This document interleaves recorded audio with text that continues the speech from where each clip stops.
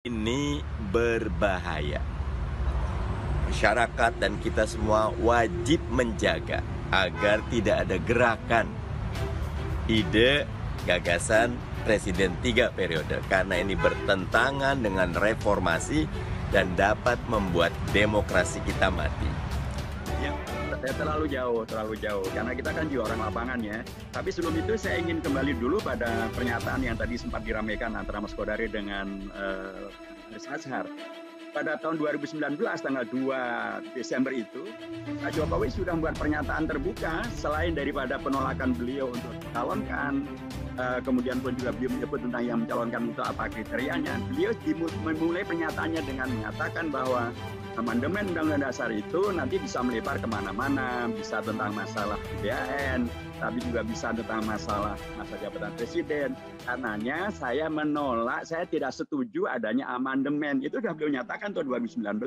Jadi beliau menyatakan tidak setuju adanya amandemen. Dan itu pernyataan yang beliau sampaikan juga pada waktu rapat konsultasi pimpinan lembaga negara. Saya hadir waktu itu. Seluruh beliau tidak setuju. Tidak setuju beliau adalah satu statement yang dibuat oleh beliau. Adapun kami di MPR tentu ada legal konstitusional kami yang lain. Dia boleh tidak setuju, tapi MPR mempunyai legal konstitusional di mana perubahan Undang-Undang Dasar itu memang hak prerogatifnya ada di MPR. Dan sampai hari ini memang belum ada yang mengusulkan perubahan untuk perpanjangan masa jabatan presiden sampai 3 kali maupun berapapun. Sehingga dengan demikian maka gagal dinamika yang ada kita kelola saja dalam konteks dinamika demokrasi, dinamika konstitusional, dan kita sudah melalui begitu banyak peristiwa ya. Dulu ada orang mengkhawatirkan kalau Pak Bung Karno jatuh Indonesia akan bubar, tidak bubar. Pak Soeharto jatuh Indonesia bubar, tidak bubar. Kemudian Gus Dur jatuh Indonesia bubar, tidak bubar. Jadi kita sudah mengalami beragam hal yang mengkhawatirkan, tapi kita bisa mengatasinya. Dan perkiraan saya insya Allah tahun 2024 banyak kader-kader bangsa yang muda-muda yang mampu untuk kemudian melanjutkan perjuangan para presiden-presiden sebelumnya untuk merubah Undang-Undang Dasar, tetapi bisa melalui tap MPR maupun melalui undang-undang. Jadi kalau tapnya adalah sudah tertutup karena justru pada pasal kedua daripada rekomendasi MPR tahun 2019 itu menegaskan bahwa terkait dengan masalah kajian terhadap status GBHN atau PPHN, maka itu bisa dilakukan melalui TAP MPR atau sesuai dengan usulan daripada Partai Golkar, Partai Demokrat, dan PKS itu melalui undang-undang. Jadi kalau itu pintunya, sudah tertutup pintunya. Dan yang jelas adalah bahwa pimpinan MPR hampir seluruhnya satu kata bahwa amandemen untuk perpanjangan masa jabatan presiden tidak diagendakan dan tidak ada yang mengusulkan, sehingga karenanya kita fokus saja melaksanakan Undang-Undang Dasar. Dan memang seperti dikatakan rekan-rekan tadi, Undang-Undang Dasar itu tidak bisa berubah hanya karena keinginan satu orang, Pak Arief Puyono, dan atau beberapa orang yang mengusulkan dengan koalisi istana itu besar ya. Tapi kan belum tentu mereka sepakat ketika kemudian ada perubahan masa jabatan presiden. Memang yang mau jadi presiden dari satu partai saja. Kan partai seperti Gerindra misalnya, bukan Gerindranya Arief Puyono, Gerindra yang lain ya. Nasdem yang sudah bicara mengenai konvensi partai Nasdem misalnya. Belum lagi partai seperti PKS dan lain sebagainya. Maka saya membayangkan walaupun kita bicara koalisi istana dan koalisi non-istana yang kecil sekali koalisi non-istana, saya kok tidak membayangkan bahwa mudah untuk perubahan konstitusi. Bahkan satu materi saja yang sebenarnya tidak terlalu high politics, tapi mereka akan mengambil langkah pertama, meminta sidang istimewa MPR, ya mungkin 1-2 pasal yang katanya perlu diperbaiki, yang mana saya juga tidak tahu. Tapi kemudian nanti akan ditawarkan pasal baru yang kemudian memberikan hak bahwa presiden itu bisa dipilih 3 kali. Nah, kalau ini betul-betul keinginan mereka, maka saya kira kita sudah segera bisa mengatakan ya inna lillahi wa inna ilaihi raji'un.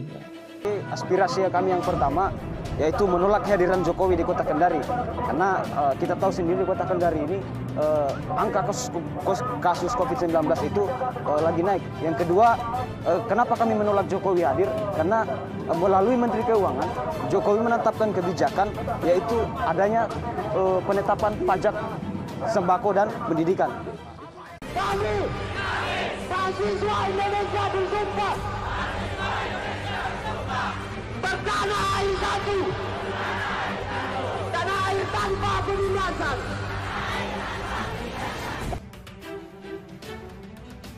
Jabatan Presiden 3 periode terus menggema. Aktivis, mahasiswa dan rakyat geram. Kami siap turunkan Jokowi di tengah jalan. Terungkap, niat Presiden 3 periode berasal dari aktivis survei dan ex-pimpinan partai. Dilansir pojok1.id, tak ada niat MPR RI mengubah masa jabatan presiden jadi 3 periode. Menurut Hidayat Nur Wahid, itu berasal dari individu aktivis survei ex-pimpinan partai.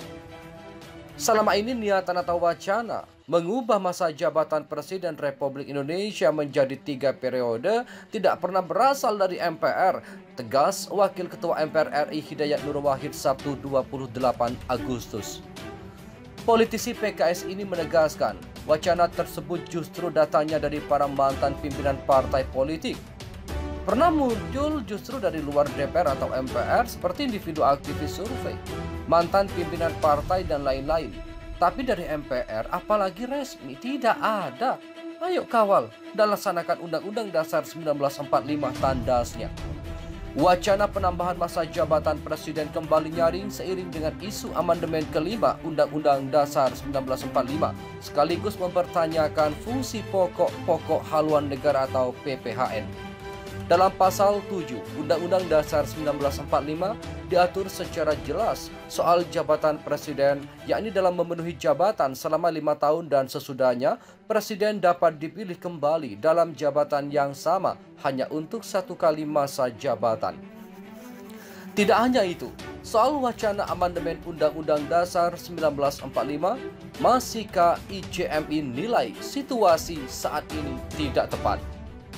Wacana amandemen Undang-Undang Dasar 1945 saat ini dinilai tidak tepat karena situasi bangsa Indonesia yang sedang menghadapi titik kritis dan menghadapi pandemi COVID-19. Hal itu disampaikan Ketua Umum Majelis Sinergi Kalam Ikatan Cendekiawan Muslim se-Indonesia atau masihkah IJMI Ismail Ramadan. Wacana amandemen Undang-Undang Dasar 1945 waktunya belum tepat saat ini.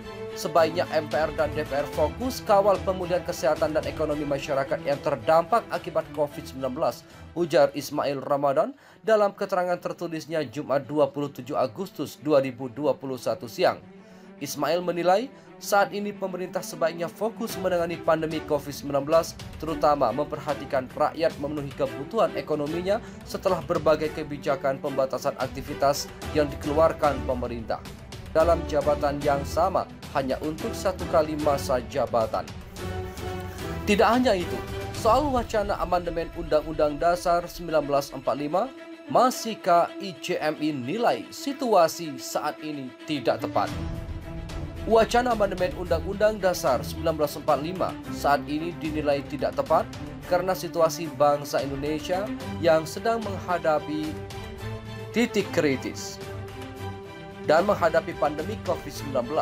Hal itu disampaikan Ketua Umum Majelis Sinergi Kalam Ikatan Cendekiawan Muslim se-Indonesia atau masihkah IJMI Ismail Ramadan. Wacana amandemen Undang-Undang Dasar 1945 waktunya belum tepat saat ini. Sebaiknya MPR dan DPR fokus kawal pemulihan kesehatan dan ekonomi masyarakat yang terdampak akibat COVID-19, ujar Ismail Ramadan dalam keterangan tertulisnya Jumat 27 Agustus 2021 siang. Ismail menilai saat ini pemerintah sebaiknya fokus menangani pandemi COVID-19, terutama memperhatikan rakyat memenuhi kebutuhan ekonominya setelah berbagai kebijakan pembatasan aktivitas yang dikeluarkan pemerintah. Hari ini rakyat butuh makan. Rakyat tidak paham soal amandemen Undang-Undang Dasar 1945. Karena amandemen Undang-Undang Dasar 1945 hanya keinginan elit, bukan keinginan rakyat. Tutur Ramadan. DPR dan MPR jika ingin melakukan amandemen Undang-Undang Dasar 1945 harusnya bertanya kepada rakyat, bukan presiden. Sejatinya mereka adalah wakil rakyat di parlemen. MPR itu adalah Majelis Permusyawaratan Rakyat, bukan Majelis Permusyawaratan Presiden. Jadi perlu dipertanyakan apa urgensinya mengamandemen Undang-Undang Dasar 1945 di tengah kelaparan rakyat akibat pandemi COVID-19, tegasnya. Sebagaimana diberitakan sebelumnya, Ketua MPR Bambang Susatyo mengatakan bahwa keputusan akhir apakah perlu dilakukan amandemen terbatas Undang-Undang Dasar 1945 untuk mengembalikan kewenangan MPR menetapkan pokok-pokok haluan negara atau PPHN tergantung pada dinamika politik dan para pimpinan partai politik untuk mengambil keputusan. Apakah akan dilakukan amandemen terbatas? Ini tergantung dinamika politik dan stakeholder di gedung parlemen ini, yaitu pimpinan partai politik, lalu para cendekiawan, akademisi, dan praktisi yang dapat mewujudkan itu semua, tuturnya. Terima kasih telah kunjungi channel ini. Kami hanyalah sebatas menginformasikan, Andalah yang memutuskan. Kami, mahasiswa Indonesia bersumpah bertanah air satu, tanah air tanpa penindasan.